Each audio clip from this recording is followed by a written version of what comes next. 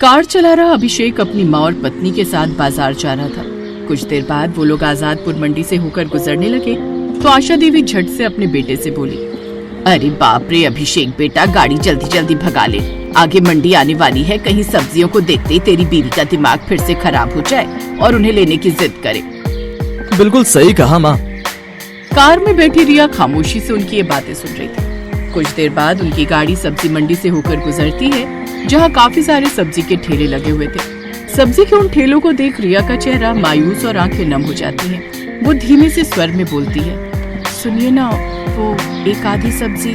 Shut up यार रिया, तुम्हारे ड्रामे फिर शुरू हो गए। मना कर दिया ना नहीं लेनी सब्जी। मेरा बड़ा मन है जी, मैंने कब से हरी सब्जी नहीं खाई। और आगे खाने के बारे में सोचना भी मत, समझो तुम्हारा इन सब्जियों से अब नाता टूट चुका है।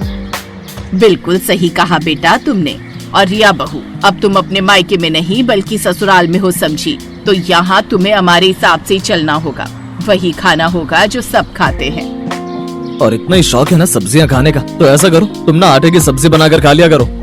उन सब की बातें सुनकर रिया की आंखें नम हो जाती हैं। मुरझाए हुए चेहरे और नम आंखों के साथ वो गाड़ी में बैठी हुई उन सब्जियों के ठेले को बड़े गौर से देख रही थी। तभी उसकी पलकों से आंसू की बूंदें गिरने लगती हैं।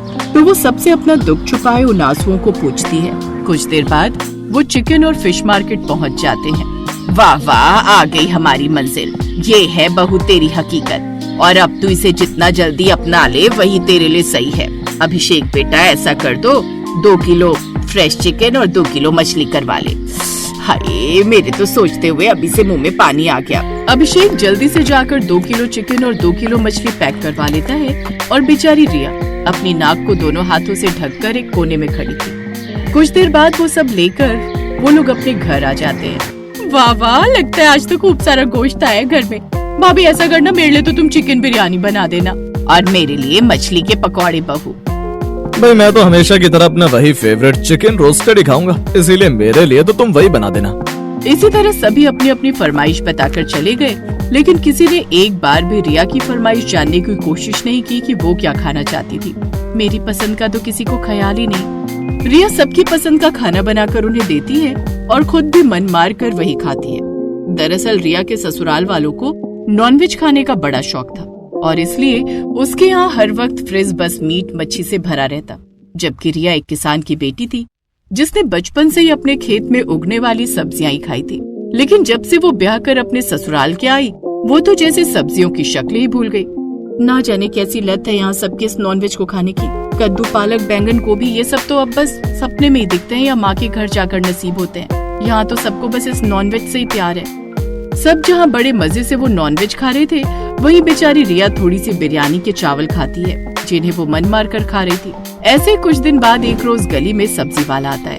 गोभी, बैंगन, सीताफल, बीन्स ले लो। सब्जी वाले की आवाज सुनकर रिया झट से अपनी सास के पास जाती है। माँ जी, वो सब्जी ले लो ना। चुप कर, कोई जरूरत नहीं है। हमारे यहाँ कोई भी ये घास फूस नहीं खाता, समझी?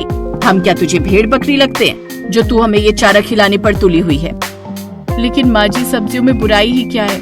उनसे भी तो हमें कितने सारे जरूरी पोषक तत्व मिलते हैं। कह दिया ना, हमारे यहाँ सिर्फ नॉनवेज ही बनता है, वही बनेगा। वैसे भी बेचारे मेरे दोनों बच्चे कितने कमजोर होते जा रहे हैं। नहीं नहीं, हमारी रसोई में तो यही पकेगा, फिर चाहे किसी को खाना हो या ना खाना हो। सास को अपने बेटा बेटी की फिक्र थी, लेकिन अपनी बहू की नहीं। एक बार फिर बेचारी बहू अपना मन मार कर उन सब की पसंद का मीट बनाने लगती है। ऐसे दिन बीतते गए। एक रोज उसकी सास यानी कि गायत्री के मायके से उसके भाई की बेटी मोहिनी की शादी का कार्ड आया। अभिषेक बेटा, अपनी मोहिनी की शादी तय हो गई है, हम सबको वहाँ जाना होगा। तू ऐसा कर, ऑफिस से 2-3 दिन की छुट्टी ले ले। अपनी मोहिनी की शादी? हाँ हाँ, क्यों नहीं माँ, मैं आज ही छुट्टी के लिए अप्लाई कर देता हूँ। अब वो सभी शादी में जाने की तैयारी कर लेते हैं और 3 दिन बाद रामपुर गाँव के लिए निकल जाते हैं। आ गए तुम लोग, कब से तुम्हारी राह देख रहे थे। गायत्री बहन, तुम जरा पूजा का सामान देख लो, सब सही से आ गया है या नहीं। और रिया बहू, तुम मोहिनी के कपड़े और उसको तैयार करने का काम संभाल लेना। हाँ, वैसे भी वो कब से कह रही थी कि रिया भाभी मुझे तैयार करेगी। जी ठीक है मामी जी। फिर शाम को रिया मोहिनी को तैयार कर देती है। शादी का पंडाल सजकर तैयार हो चुका था। शादी वाले दिन भी वहाँ पर मीट मच्छी बनी हुई थी, साथ ही वेज खाना भी वहाँ बना हुआ था। आज तो मैं पेट भरकर नॉनवेज खाना खाऊंगी। ना जाने नॉनवेज खाकर इन लोगों का मन क्यों नहीं भरता। कुछ देर बाद मेहमान भी आने शुरू हो जाते हैं। इधर रिया भी दुल्हन को तैयार करने के बाद खुद भी तैयार हो जाती है। तभी शादी के पंडाल में एक तरफ से कुछ शोर आने लगता है। हे राम, छी छी छी, ये कैसा घोर कलयुग है। जहाँ मांस पका है वहीं ये वेज खाना भी बना है। इन्होंने तो धर्म भ्रष्ट कर दिया। मनमोहन जी, क्या आपको पता नहीं लड़के वालों को मांस मछली से सख्त नफरत है? वो तो ये सब खाते भी नहीं, और आपने उसी जगह वेज खाना बनवा दिया जहाँ नॉन वेज बना है। कुछ देर में बाराती आने वाले हैं। अगर लड़के वालों ने ये सब देख लिया ना, तो ऐसा ना हो कहीं बारात ही वापस ले जाए। उनके लिए अब दूसरी तरफ शुद्ध शाकाहारी सब्जियां बनवाओ। हे भगवान, ये क्या हो गया? तू घबरा क्यों रहा है मोहन? जल्दी से दूसरी जगह सब्जी बनाने का इंतजाम करवा दे। आप समझ नहीं रही दीदी, वो बात ये कि जो हलवाई बुक किए थे वो दूर के गांव से थे और वो सब अब जा चुके हैं। साथ ही सब्जियां भी सारी खत्म हो गई हैं, अब पकाने के लिए भी कुछ नहीं है। और इतनी रात को शहर जाकर सब्जी लाएंगे तो काफी देर हो जाएगी। मेरी तो कुछ समझ में नहीं आ रहा कि अब क्या होगा। कहीं इस नॉन वेज के कारण आज मेरी बेटी की शादी न टूट जाए। ये सब बातें रिया सुन रही थी और वो जल्दी से रसोई में जाती है और कुछ बनाने लगती है। कुछ देर बाद अचानक से रसोई से बड़ी अच्छी महक आने लगती है। कुछ देर बाद पारुल अंदर से कटोरियों में सब्जी लेकर आती है। माँ, इसे टेस्ट कीजिए, कैसी बनी है? मामा मामी जी, आप भी लीजिए इसे। महक तो बड़ी अच्छी आ रही है। फिर वो सब जैसे उस सब्जी को टेस्ट करते हैं तो हैरान रह जाते हैं। उसका टेस्ट काफी ज्यादा अच्छा था। वाह बेटी, ये तो बड़ी ही अच्छी सब्जी बनी है, लेकिन ये सब्जी है कौन सी? टेस्टी तो होगी, मेरी भाभी ने जो बनाई है। तभी रिया भी बाहर आ जाती है। बहू, सब्जी तो बड़ी ही कमाल की बनी है, लेकिन ये सब्जी है कौन सी? घर में तो कोई सब्जी थी ही नहीं। मामी जी, ये आटे की सब्जी है। क्या बहू, आटे की सब्जी? हाँ माँ जी, खाने के लिए तरस गई थी। अपने मायके में मैं यही सब खाकर बड़ी हुई थी, लेकिन यहाँ आप घर में सब्जी लाती नहीं थी और नॉनवेज मुझसे खाया नहीं जाता था। इसलिए मैंने यूट्यूब पर देखकर ये आटे की सब्जी बनाना सीखा। ये राजस्थानी डिश है जिसे चक्की की सब्जी भी कहा जाता है। किसी जमाने में ये सब्जी सिर्फ राजस्थान की रॉयल फैमिली के लिए बनती थी। वाह बहू, तूने तो कमाल कर दिया। सच में मुझे नहीं पता था मेरी बहू इतनी होशियार है। बहू, हमसे गलती हो गई जो हमने तेरी पसंद का ख्याल नहीं रखा, लेकिन अब से मैं वादा करती हूँ, अब से हमारे घर में सब्जियाँ भी आएंगी। तुझे हमें ऐसी टेस्टी सब्जी बनाकर खिलानी होगी। हाँ। ये सुनकर रिया खुश हो जाती है। मैं वादा करती हूँ माँ जी। कुछ देर बाद बारात आ जाती है और लड़के वाले और बाराती भी जब वो आटे की बनी हुई सब्जी खाते हैं तो हैरान रह जाते हैं। हमें खुशी है कि हमने इतने अच्छे घर में रिश्ता जोड़ा। वो सभी उनकी खूब तारीफ करते हैं और खुशी खुशी मोहिनी को विदा कर ले जाते हैं। कुछ दिन के बाद अब रिया की सास भी अपने घर में सब्जियां लेकर आती, साथ ही कभी कभी उससे आटे की सब्जी बनाने को भी कहती। अब रिया अपने ससुराल में खुश थी। उसकी आंखों में आंसू नहीं बल्कि चेहरे पर खुशी थी। लेकिन सच्चाई तो ये है कि आज भी ससुराल में हर औरत की यही कहानी है। वो अपनी पसंद की सब्जी खाने के लिए तरस जाती है। उसे आज भी अपनी पसंद को पीछे रखते हुए, सब जिम्मेदारियां निभाते हुए अपने परिवार की पसंद का ध्यान रखकर ही खाना बनाना होता है और बहू को मजबूरी में वही खाना होता है। परिवार की पसंद का ख्याल रखते रखते कहीं न कहीं बहू अपनी पसंद तो जैसे भूल ही जाती है। इसलिए उसकी पसंद का ध्यान रखें, क्योंकि असल में उस परिवार की रीढ़ तो वही है जिससे घर आंगन खुशहाल रहता है।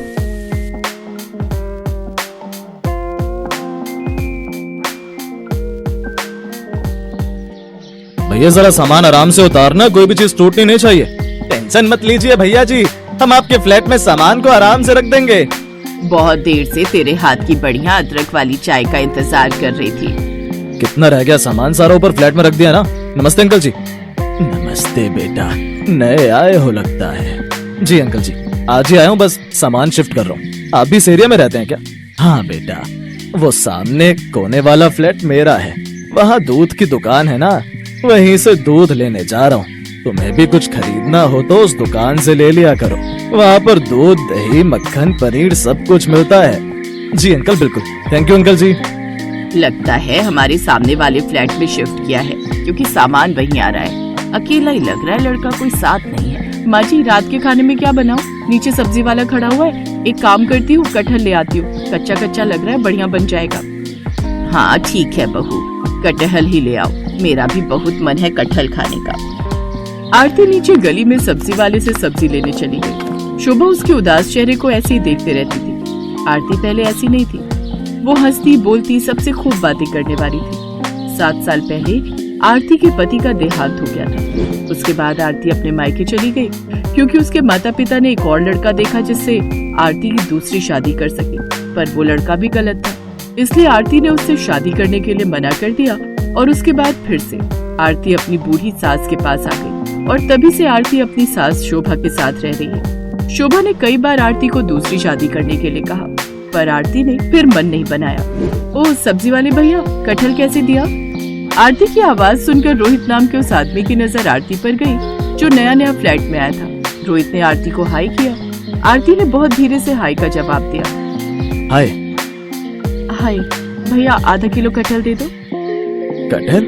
ये तो मेरी भी फेवरेट सब्जी है। भैया जी, सारा सामान आपके फ्लैट में रखवा दिया है, हमारा हिसाब करो तो हम जाएं, शाम होने वाली है। हाँ देता हूँ। आरती ने कटहल लिया और चुपचाप ऊपर फ्लैट में आ गई। रोहित भी अपने फ्लैट में सामान सेट करने लगा। आरती की रसोई की खिड़की से रोहित की रसोई की खिड़की साफ दिखाई देती थी। आरती रसोई में कटहल की सब्जी बना रही थी। अचानक उसकी नजर रोहित की रसोई की खिड़की की तरफ गई। रोहित आटे के डिब्बे को रसोई के ऊपर वाली अलमारी में रख रहा था। अचानक डिब्बे का ढक्कन खुल गया और सारा आटा रोहित के मुंह से लेकर कपड़ों पर गिर गया। रोहित ऐसा लग रहा था मानो कोई आटे में भीगा हुआ भूत हो। ये देखकर आरती अपनी रसोई से जोर से हंसी, मानो पहली बार इतने सालों बाद आरती के चेहरे पर हंसी आई। रोहित भी उसकी तरफ स्माइल करके देखने लगा। आरती ने अपनी हंसी को रोका, तभी शोभा आ गई। अरे बहू, हंसना क्यों बंद कर दिया? तुम हंसती हुई बहुत प्यारी लगती हो, ऐसे ही हंसती रहा करो। रोहित बेटा, आरती बता रही है कि तुम्हें कटहल की सब्जी बहुत पसंद है। एक काम करो, तुम बहुत थक गए होगे सामान सेट करने में, आज रात का खाना हमारे घर ही खा लेना। थैंक यू आंटी जी। कटहल की सब्जी का नाम सुनकर तो मेरे से रहा ही नहीं जाएगा। मैं टाइम से पहले आ जाऊंगा। आरती उसे टेढ़ी नजरों से देख रही थी। वो चुप रही। थोड़ी देर बाद रोहित खाना खाने के लिए उनके घर आया। आंटी जी, ये फूल आपके लिए। तुम्हें कैसे पता कि मुझे गुलाब के फूल पसंद है? बहुत सुंदर गुलदस्ता है। आओ बेटा बैठो। आरती, रोहित के लिए वो आम का पन्ना ले आओ। आरती ज्यादा बात नहीं कर रही थी। शोभा ने रोहित को आरती के बारे में बताया। बस यही कारण है कि आरती उदास रहती है। मुझे तो इसकी बहुत चिंता होती है। वैसे अपने बारे में कुछ बताओ बेटा। आंटी जी, मम्मी पापा इस दुनिया में नहीं है। भैया भाभी हैं, वो ज्यादा मतलब रखते नहीं। बस अकेला हूँ। 2 साल पहले एक लड़की से बात हुई थी। बात सगाई तक पहुँची थी, पर लड़की ने मुझे इसीलिए शादी के लिए मना कर दिया था क्योंकि मेरे पास कार नहीं थी। अब देखिए ना, मैंने अपनी मेहनत से फ्लैट खरीद लिया, धीरे धीरे कार भी खरीद लूंगा। और उस समय लड़की ने मेरी बात पर ध्यान नहीं दिया और मैंने भी सोचा कि शायद शादी करने के लिए मुझे और कमाने की जरूरत है। कोई बात नहीं बेटा, समय सब कुछ ठीक कर देता है। तुम मेहनती हो, कोई ना कोई अच्छी लड़की जरूर तुम्हारी जिंदगी में आएगी। अरे और कटहल की सब्जी लो ना बेटा। बस आंटी जी, मजा आ गया। आरती जी, आपके हाथ की कटहल की सब्जी बहुत टेस्टी है। पता है आंटी जी, मेरी मम्मी बिल्कुल ऐसी ही कटहल की सब्जी बनाती थी। क्या हुआ था तुम्हारे मम्मी पापा को? आंटी जी, पापा तो तभी चल बसे थे जब मैं और मेरे भाई छोटे थे। मम्मी अभी 4 साल पहले गुजरी हैं। भैया की शादी बाद में हुई है, लव मैरिज थी, इसीलिए उन्होंने अलग फ्लैट ले लिया। बस मैं काफी टाइम से किराए पर था तो सोचा कि अब अपना ही ले लेता हूँ। आंटी जी, डिनर के लिए थैंक यू। अब तो अक्सर ही रोहित और आरती के बीच चलते फिरते बातचीत, नमस्ते, हाय हेलो हो जाती थी। कभी शोभा कोई सामान लेकर आती थी और लिफ्ट बिजी होती थी तो रोहित सीढ़ियों से सामान ऊपर तक ले आता था। धीरे धीरे रोहित सास शोभा को अच्छा लगने लगा और एक दिन शोभा ने रोहित के बारे में आरती से बात की। आरती, मैं चाहूंगी कि तुम जिंदगी को एक मौका और दो। अगर तुम कहो तो मैं रोहित से बात करूं। रोहित बहुत अच्छा लड़का है और मुझे लगता है कि शायद वो तुम्हें मन ही मन पसंद भी करता है। नहीं माँ जी, ऐसी कोई बात नहीं है। एक कटहल की सब्जी की तारीफ रोहित ने क्या कर दी, आपको ये लगने लगा कि रोहित के मन में मेरे लिए कुछ चल रहा है? ऐसा कुछ नहीं है। ना ही मेरे मन में रोहित के लिए कुछ है और ना ही रोहित के मन में मेरे लिए कुछ है। हम सिर्फ पड़ोसी हैं। आरती शोभा को दूध देकर गैलरी में टहलने के लिए आ गई। कहीं ना कहीं शोभा की बातें आरती के मन में चल रही थी। तभी उसने देखा गैलरी में रोहित किसी से फोन पर बात कर रहा है। रोहित ने दूर से आरती को देखा और हाथ हिलाकर हाय किया और फिर से फोन पर लग गया। कुछ देर बाद आरती कमरे में आकर सो गई। अगले दिन आरती शोभा से बोली, आप मुझे कह रही थी ना कि रोहित के मन में मेरे लिए कुछ चल रहा है। पता भी है, रात को रोहित अपनी गैलरी में फोन पर किसी से बात कर रहा था। काफी देर तक रोहित ने इतनी देर रात तक किसी से फोन पर बात की। और आधी रात के समय कोई किसी से फोन पर बात क्यों ही करेगा? कोई गर्लफ्रेंड होगी, तभी तो इतनी देर फोन बिजी रहा। हाँ, कह तो तू ठीक रही है। हो सकता है मेरे मन का वहम ही होगा। चल छोड़, कोई बात नहीं, मैं अब इस बारे में कोई बात नहीं करूंगी। अगले कुछ दिनों तक रोहित दिखाई नहीं दिया। आरती बार बार उसके फ्लैट की तरफ झांकती तो फ्लैट के बाहर ताला ही दिखाई देता। हिम्मत करके आरती ने नीचे गार्ड से पूछ ही लिया, अरे मोहन इधर आना।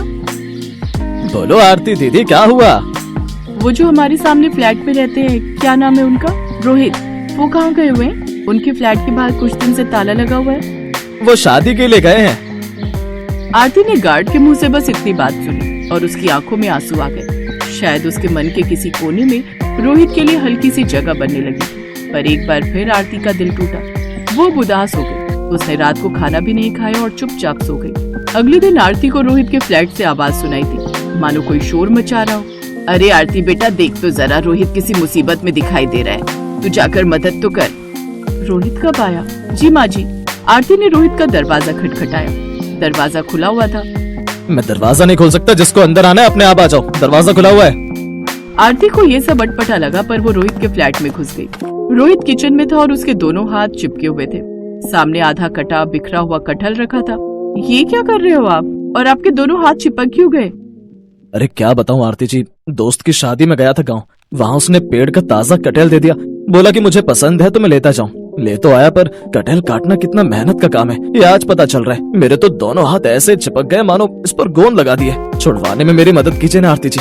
आप दूर से क्या देख रही हैं? घबराओ नहीं, सरसों का तेल कहाँ रखा है? वो सामने बोतल रखी हुई है। आरती ने सरसों का तेल रोहित के हाथों पर छिड़का। अब दोनों हाथों को छुड़ाने की कोशिश करो। नहीं छूट रहे आरती जी, दोनों हाथ चिपक गए। आप मदद कीजिए ना। आरती ने रोहित के दोनों हाथ छुड़ा दिए। थैंक गॉड, आपने कितनी बड़ी मुसीबत से मुझे बाहर निकाल दिया। वैसे आइडिया अच्छा है, कटहल काटने के लिए सरसों के तेल का इस्तेमाल कर लो। पर अब मैं क्या करूं, मेरे से तो ये सब हो ही नहीं रहा है। आप हटिए, सब्जी मैं बना दूंगी। आरती ने फटाफट से बढ़िया सी कटहल की सब्जी बनाकर तैयार कर दी। ऐसी सब्जी रोज खाने को मिल जाए तो कसम से मेरी तो लाइफ सेट हो जाएगी। अरे आप तो शादी कर रहे हो ना, उससे जिससे रात को फोन पर बातें करते थे, इसीलिए तो आप गए हुए थे।